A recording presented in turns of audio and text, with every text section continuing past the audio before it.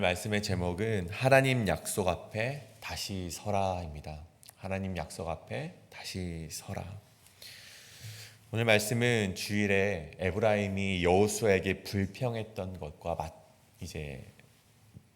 같은 맥락으로 남은 7지파 족속이 여호수아를 힘들게 하는 장면으로 이어지게 됩니다. 남은 지파 7지파가 어떻게 여호수아를 힘들게 했냐? 바로 이 지체함이었습니다. 다른 말로 이 게으름을 피웠다라고 볼 수가 있겠죠. 오늘 우리는 이 말씀을 통해서 우리 안에 있는 이 지체함, 게으름을 우리가 돌아보길 원합니다. 우리 안에 퍼져 있는 불평과 게으름, 그리고 이스라엘에게 퍼져 있었던 불평과 게으름, 이것을 여호수아는 어떻게 받아들였고 또 이 불평과 게으름의 문제들을 어떻게 해결해 나갔는지 오늘 말씀이 기록하고 있는데, 그것을 우리가 함께 바라보시고 우리 안에 퍼져 있는 문제들을, 그런 게으름과 불평의 문제들을 해결하기 위해선 어떻게 행동을 해야 하는지 우리가 오늘 말씀을 통해서 발견해내는 시간이 되시길 간절히 소원합니다. 하나님의 약속 앞에 다시 서라. 이 첫 번째 말씀은 이 불평이 밀려올 때 말씀 앞에 서라는 것입니다. 불평이 밀려올 때 말씀 앞에 서라. 1절의 말씀입니다. 이스라엘 자손의 온 회중이 실로에 모여서 거기에 회막을 세웠으며 그 땅은 그들 앞에서 돌아와 정복되었더라. 아멘. 이 여호수아가 땅을 분배하고 있는 도중이었습니다. 근데 그 도중에 오늘 1절의 말씀에서는 길갈에 있던 회막, 이 요단강을 건너와서 바로 이 여리고 맞은편에 세웠던 그 회막을 실로로 옮기게 되었다는 말씀이 바로 오늘 1절의 말씀입니다. 앞서 이 유다 지파가 땅을 분배를 받았고 또 므낫세 반 지파가 서쪽의 땅을 일부 또 이제 기업으로 받았으며, 그와 마찬가지로 요셉 지파였던 에브라임 역시 땅을 분배 받았습니다. 이제 남아있던 7지파도 이제 땅을 분배 받아야 하는 시기인데, 하나님의 명령을 받아서 발빠르게 그 분배를 해야 되는 시기인데, 여호수아는 이 시기에 회막을 옮겼다고 1절에서 기록을 하고 있다는 것입니다. 물론 이 회막을 해체하고 다시 설치하는 데는요 그리 오랜 시간이 걸리진 않습니다. 출애굽기 40장에 보면 이 모세가 하나님의 명령을 따라서 이 회막을 설치하고 해체하는데 꼬박 하루 정도 걸렸다고 합니다. 그러니까 이 40년의 시간 동안에 얼마나 많은 회막을 설치하고 분해를 했겠습니까? 전문가들이 투입을 해서 그 많은 족속들이 그것을 해체하고 설치하는데 그만큼 훈련이 되었다는 것이겠죠. 그것이 하루 정도 걸리고 길갈에서 실로까지가 약 한 20마일 정도 된다고 합니다. 그러니까 그 모든 무리 군중들을 데리고 함께 움직였을 때 적어도 한 이틀이면, 아무리 늦어도 3일이면 걸어갈 수 있는 거리가 바로 이 길갈까지의 거리였습니다. 이 실로까지의 거리였습니다. 그러니 이제 해체하는데 하루, 걸어가는데 아무리 많이 잡아도 한 3일 정도, 또 다시 설치하는데 하루 정도니 한 5일 정도면, 아무리 늦어도 일주일 정도면은 우리가 충분히 옮길 수 있는 그런 회막이었습니다. 그렇게 어려운 일은 아니었지만 그렇다고 해서 이 회막을 옮기는 것을 쉽게 볼 일도 아니었죠. 하지만 여호수아는 땅을 분배하라는 하나님의 명령을 멈추면서까지 이를 실행에 옮겼다는 것입니다. 아마 여호수아 생각건데 반드시 일은 해야만 하겠다라고 생각을 했다는 것이죠. 그렇다면 왜 여호수아가 그 땅의 분배를 하는 도중에 갑작스럽게 이렇게 회막을 옮기게 되었을까? 우리가 예상해 보건대 앞선 17장의 말씀에서 요셉의 자손들, 무엇보다 이 에브라임 지파가 항의했던 사건이 여호수아에게 영향을 준 것이라고 생각해 볼 수 있을 것 같습니다. 우리가 이 에브라임보다 훨씬 더 앞서서 이 유다 지파가 이 땅을 분배받았을 때 그보다 앞서서 이 갈렙이 여호수아에게 찾아오지 않습니까? 그리고 나서 여호수아에게 말하길, 저 헤브론의 땅을 나에게 달라고라고 이제 갈렙이 요청을 합니다. 근데 말씀드렸다시피 헤브론의 땅은요 좋은 땅은 아니었습니다. 왜냐하면 그곳에는 안악 자손이 살고 있었습니다. 안악 자손은 우리가 이 12명의 정탐꾼이 가나안 땅을 정탐했을 때 이 거인이 살고 있다라고 우리가 그 이스라엘 백성들 중에 10명의 정탐꾼들이 그 안악 자손이 사는 것을 보며 실족했던 그 자손이 살고 있는 땅이 바로 헤브론이라는 땅이었습니다. 하나님의 약속을 믿고 전진해 나아가야지만 정복할 수 있는 땅이 바로 이 헤브론이었는데 갈렙은 믿음으로 그 땅을 요구했던 것이죠. 여호수아에게 이러한 갈렙과 같은 사람만 있었다면 얼마나 좋았겠습니까? 다 믿음으로 저 땅을 주십시오라고 했다면, 에브라임처럼 불평하지 않고 저 땅만 달라고 하는 사람만 있었다면 얼마나 여호수아가 땅을 분배하기가 쉬웠겠습니까? 그런데 세상이 그렇습니까? 결코 그렇지 않습니다. 오히려 에브라임 같은 민족들이 우리에게는 더욱더 익숙하기 마련이죠. 아니, 나에게 주신 땅에 산지가 이렇게나 많습니다. 아니, 저 땅을 쳐들어가려면은 저 사람들과 싸워야 되는데 저들은요 철과 마병들이 너무나도 많이 있습니다. 여러분, 그렇게 불평하는 여호수아가 무슨 생각을 했겠습니까? 물론 17장 18절에서 아주 모범적인 대답을 하긴 했지만, 여러분, 여호수아가 아니 쟤네 지금 무슨 생각을 하는 거지? 아니, 여지껏 하나님께서 모든 전투를 승리하게 하셨는데 아니 왜 또 저렇게 믿음 없는 소리를 왜 하는 거지? 이런 한숨 어린 생각을 여호수아가 하지 않았겠습니까? 그래도 어찌어찌해서 에브라임은 잘 일단락 되었습니다. 18절에서 야, 너희가 강한 민족이니 강한 힘이 있지 않겠느냐, 너희 나아가서 너희가 차지하라라고 일단락을 잘 했는데 옆을 보니까 누가 있습니까? 7지파가 또 민기적거리고 있는 것이죠. 또 지체하고 있는 모습을 보이는 거예요. 그래서 여호수아에겐 저들이 자꾸만 잊고 있었던 한 가지, 하나님의 약속을, 그것을 다시 불러일으킬 수 있는 행위, 초심을 다시 찾을 수 있는 행위가 반드시 필요했다는 것입니다. 그것이 무엇입니까? 회막을 이 가나안의 중심부에 옮기는 일이었습니다. 이것은 단순히 지리적인 움직임을 넘어서 하나님의 약속과 말씀을 다시 너희의 마음의 중심 가운데 두라는 메시지로 그들이 받아들여야만 했다는 것입니다. 여러분, 이스라엘 백성에게 현재 찾아온 문제가 무엇이었습니까? 하나님의 약속보다 현실의 문제가 그들 앞에 너무나도 크게 보였다는 것이 그들이 가진 문제 아니었겠습니까? 그들 앞에 산지가 보이고 철마병이 보이고, 마치 오래전 안악자손을 보며 주저앉았던 10명의 정탐꾼과 같이 눈으로 보고 실망하고 좌절하는 문제가 이들 가운데 죄악처럼 퍼져나가고 있었다는 것입니다. 여호수아는요 이것을 보고서 야, 이거는 인간적인 문제로, 인간적인 방법으로 해결할 수 없겠구나라는 것을 단번에 알아차리게 됩니다. 그리고 나서 그들을 회막 중심으로 모이게 한 뒤 하나님의 약속 앞에 다시금 서게 하고 하나님의 말씀을 다시금 기억하라는 조치로 이 길갈에서 실로로 이 회막을 옮기게 되었다는 것입니다.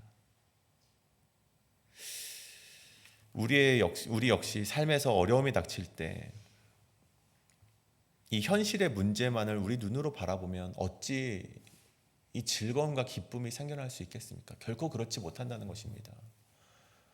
여러분, 우리의 눈으로만 본다면 불평할 일들만 가득하겠죠. 당장 우리에게 주어진 스프링롤이라는 것을 보십시오. 당장 여러분 9만 개라는 스프링롤 앞에 우리가 어떻게 기쁨으로 그것을 말 수가 있겠습니까? 여러분, 이 일이 하나님의 선교를 위한 일이고 하나님의 약속 앞에 설 때 하나님 뭐라고 약속하셨습니까? 우리가 먼저 그의 나라와 그의 의를 구할 때 우리의 필요를 아시는 주님께서 우리의 필요를 채워주시겠다는 그 약속 앞에 선다면 이 하나님의 일을 감당하는 것이 우리에게 기쁨으로 다가올 수 있다는 것입니다. 하나님의 말씀만이 우리의 불평을 잠재울 수 있다는 오늘 여호수아의 말씀이죠. 새로운 시선으로 그 땅을 바라볼 수 있게 하는 것은요, 하나님의 말씀이 우리의 중심으로 다시 돌아올 때 그때에만 가능하다는 것입니다. 어려움 속에서도, 우리 가운데 삶의 그런 많은 삶의 문제 속에서도 우리가 우리의 말씀 중심의 삶을 다시금 회복한다면 하나님께서 내 앞에 적을 물리치시고 우리가 이 땅에서도 이겨낼 힘을 얻게 될 것임을 우리가 잊지 않으시는 우리 성도님 되시길 간절히 소원합니다. 그다음에 두 번째로 우리 하나님의 약속 앞에 다시 서라. 두 번째는 넘어지는 백성에게 불편한 진리를 외쳐라입니다. 넘어지는 백성에게 불편한 진리를 외쳐라.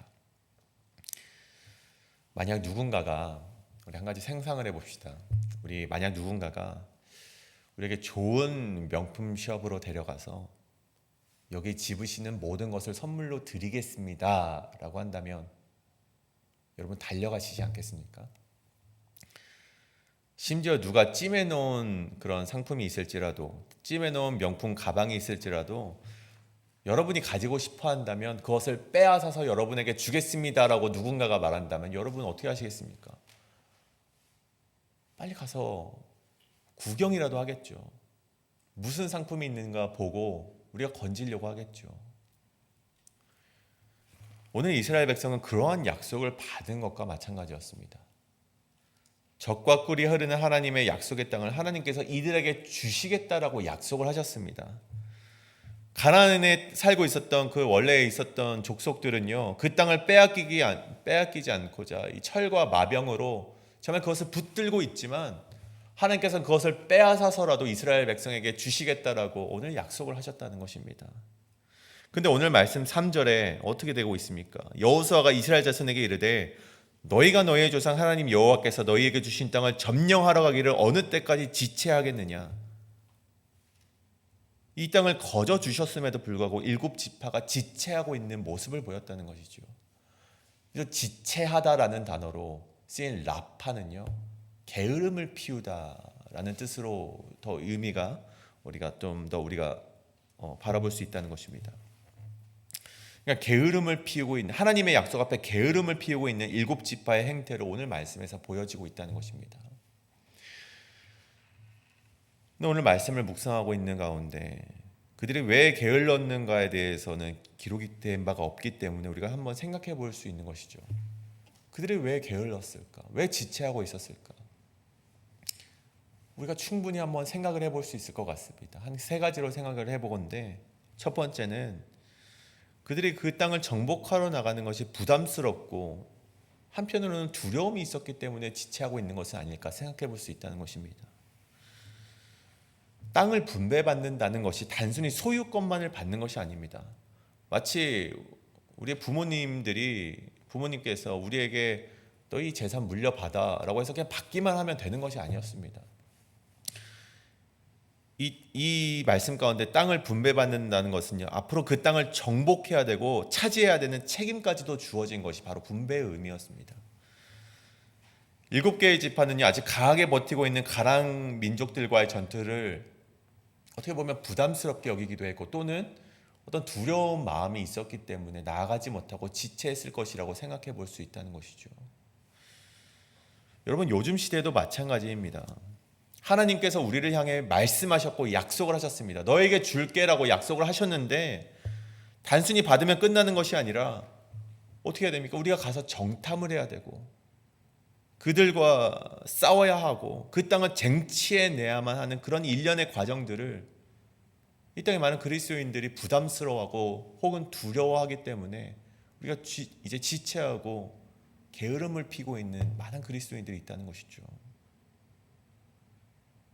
그런 두려움 때문에, 그런 부담스러움 때문에 하나님의 약속과 부르심을 거절하는 이들을 우리가 손쉽게 찾아낼 수 있다는 것입니다. 뿐만 아니죠. 그들이 왜 또 지체하였는가를 또 다르게 생각해 보건대 그들이 보기에는 얼추 정복 사업이 마무리되었다고 생각을 했던 것 같습니다. 하나님이 보시기에는 여호수아에게 뭐라고 말씀하셨습니까? 아직 정복해야 될 땅이 많이 남아있다. 그럼에도 불구하고 저들의 눈에는 이미 가나안의 주요 도시들은 이미 다 정복이 되었기 때문에 아니 얼추 정복 사업이 다 끝났는데 뭘 또 싸우러 나갑니까? 천천히 하면 되지 라고 생각을 했던 것 같아요. 처음 요단강을 건너왔을 때는 야, 우리가 이 땅을 정복해보자, 하나님을 믿고 나아가보자 라는 그런 열심이 있었을지 모르겠지만 지금은 얼추 정복 사업이 이루어졌고 전쟁도 할 만큼 했고 남은 지역의 전투를 이젠 귀찮게 여기거나 안주하려는 모습 때문에 지체하고 게으른 모습을 보였을 것이라고 우리가 생각해 볼 수 있다는 것입니다. 근데 여러분, 이것도 마찬가지로 요즘 교회에서 흔하게 보여지는 모습이라는 것이죠. 적당히 예배 구색도 갖추어졌고, 적당히 전도도 하고 있고, 적당히 선교도 하고 있고, 이미 이룬 것이 있고 해본 것이고 맛을 어느 정도 보았으니 반복되는 사역 가운데 반복되는 사역 가운데 열심은 온데간데 없고 나는 좀 쉬고 있을게. 너희 경험 안 해봤어? 너희 해봐. 난 좀 해봤어 다. 이런 마음들이 혹 우리의 마음 가운데 있지는 않은가 우리가 되돌아봐야 된다는 것입니다. 마지막으로 그들이 지체했던 세 번째 이유는 아마도 이 땅 분배에 대한 실망감 때문일 수 있었겠다라고 우리가 생각해 볼 수 있습니다. 이스라엘 백성들은 가나안 땅에 들어가기 전부터 큰 기대를 가지고 있었죠. 야, 하나님이 젖과 꿀이 흐르는 땅이래. 그 땅으로 우리를 인도하신다라는 기대감이 있었을 거예요. 그래서 인간적인 마음으로 야, 얼마나 비옥할까. 야, 씨를 뿌리게만 하면 자라나진 않을까. 야, 우리가 가져온 목축들이 그것을 다 먹을 만한 그런 초원지도 있지 않을까. 여러분, 얼마나 그들 마음 가운데 그런 것들을 상상하며 기대했겠습니까? 근데 그렇게 들어가서 전투를 하고 정복을 하고 승리를 맛볼 때까지는 좋았는데 이제 땅을 분배하는 시간이 다가오니까 가장 먼저 누가 분배를 받습니까? 유다가 분배를 받는데 정말 그들이 생각하기에도 좋은 땅, 노다지와 같은 땅을 유다 지파가 다 이제 분배를 받습니다. 근데 그 후에 므낫세의 반지파가 또 좋은 땅을 분배를 받고 그 에브라임 지파가 그들이 좁다고 불평을 했지만 그곳은 중심부에 이르는 이 경제적으로 이점이 많은 지역이었습니다. 그러니까 그 노다지 땅까지도 분배를 받으니 여러분 7지파가 속된 말로 야, 지들이 다 헤쳐먹네라고 생각하지 않았겠습니까? 아니 같이 정복을 했는데 왜 저들만 좋은 땅을 먹는 거야? 이제 나머지 땅은 이렇게 좋지도 않은 땅인 것 같은데 좁은 땅인 것 같은데 그렇게 생각하고서 그들이 실망감 때문에 아마 지체하지 않았을까라고 충분히 생각해 볼 수 있다는 것입니다. 근데 그렇게 쓰러져 있는 7지파였습니다. 이유가 어찌되었건 그 지파 가운데 쓰러져 있는 것을 보는 여호수아의 마음을 한번 생각해 보십시오. 7지파의 저런 게으름과 지체는 단순히 시간 낭비가 아니었습니다. 그것은 단순한 시간 낭비가 아니라 하나님의 약속을 지연시키는 행위였습니다. 하나님께서 정복하고 분배하라고 말씀하셨는데 그것을 하지 않는 정말 악한 행위였다는 것이죠. 그런 저들을 보면 답답한 마음도 있었겠지만 그런 저들을 다시 일으켜 땅을 차지하게 해야만 하는데라는 막막함이 있었다는 것입니다. 하기 싫으면 하지 마라고 말하고 싶지만 그것은 하나님의 뜻이 아니었죠. 오늘 말씀 가운데 그래서 여호수아가 어떻게 행동을 합니까? 보십시오. 3절에 그런 저들을 질책을 하였다라고 되어 있죠. 너희가 어느 때까지 지체하겠느냐? 각 지파에 3사람씩 선정해서 땅을 7부분으로 나누어서 가져와라. 여러분, 저들을 강하게 닥달하는 여호수아의 모습을 우리가 보게 됩니다. 여호수아에겐 여러 방법이 있었겠죠. 저들을 위로할 수도 있었겠고 에브라임 지파처럼 살살 어르고 달래서 너희가 강한 지파이니 너희가 차지하면 되지 않겠느냐라고 어르고 달랠 수도 있었겠지만 오늘은 그러지 않습니다. 성경이기 때문에 더 크게 거칠게 표현을 하지 않았겠지만 이마저도 정말 충분히 거칠게 그들을 몰아세운 표현으로 볼 수 있겠죠. 너희가 언제까지 게으름을 피우겠느냐? 여호수아는 저들을 강하게 몰아붙이며 행동하라고 강요를 합니다. 여호수아라고 왜 그 마음에 거리낌이 없었겠습니까? 그렇게 말하는 여호수아도 불편했고 여호수아도 인간이었기 때문에 그렇게 말했을 때 저들이 반발심을 가지면 어쩌지라는 마음이 있었을 것입니다. 그럼에도 불구하고 그는 믿음의 지도자로서 하나님의 뜻을 이루지 못하는 저들에게 다시금 하나님의 약속을 외치면서 저들의 가진 게으름을 물리치고자 했다는 것입니다. 저들을 자꾸만 불편함 가운데로 내몰았다는 것이죠. 너희 그렇게 해서는 안 돼. 너희 게으르면 안 돼. 지체하면 안 돼. 강하게 불편하게 그들을 내몰았다는 것입니다. 여러분, 이 모습을 보면서 우리가 여러 가지 생각을 할 수도 있을 것 같습니다. 아니 뭐 그냥 오르고 달래면 되지. 왜 그렇게 거칠게 저들을 몰아세웠을까?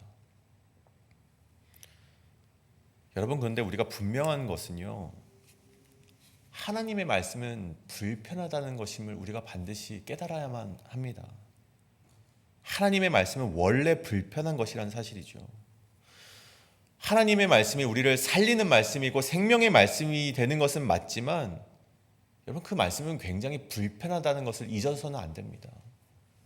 여러분, 복음이라는 것이 무엇입니까? 하나님 나라가 가까이 왔으니 회개하고 여러분 주 예수 그리스도를 믿으라라는 것이 복음 아니겠습니까? 타협하고 쾌락 중심적인 삶, 죄 가운데 살아가는 것을 내려놓고 회개하고 예수님을 의지하는 십자가의 길로 걸어 나가라는 것이 이런 말씀의 본질 아니겠습니까? 그때 그 불편함 속으로 나아가야지만이 생명을 얻을 수 있다는 것이 바로 복음의 말씀이죠. 그러한 의미에서 우리는 이러한 불편한 진리를 계속해서 외치는 신앙인이 되어야만 한다는 것입니다. 저들을 어설프게 위로해서 또다시 넘어지게 하는 것보다 더 큰 힘으로 그들을 세워야만 한다는 것이죠. 불편한 진리일지라도 그것을 외침으로 말미암아 그들을 세워야만 한다는 것입니다.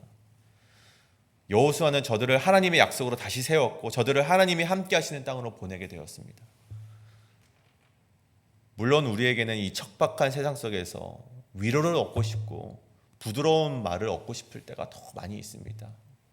세상에서 너무나도 호되게 당하고 왔기 때문에 그렇죠. 물론 하나님께서 그런 위로의 말씀을 하지 아니하시는 것은 아닙니다. 하지만 전국에 필요한 것은, 우리를 다시금 일어서게 하는 것은 분명한 선포와 말씀이라는 것입니다. 날카로운 말씀과 가시와 같은 말씀은 우리를 죄에서 멀어지게 하고 영적으로 민감할 수 있도록 다시 일으켜 세우신다는 것을 깨달아야만 된다는 것입니다. 사랑하는 여러분, 우리가 이 말씀을 두고 우리가 이 시간 함께 기도하길 원합니다.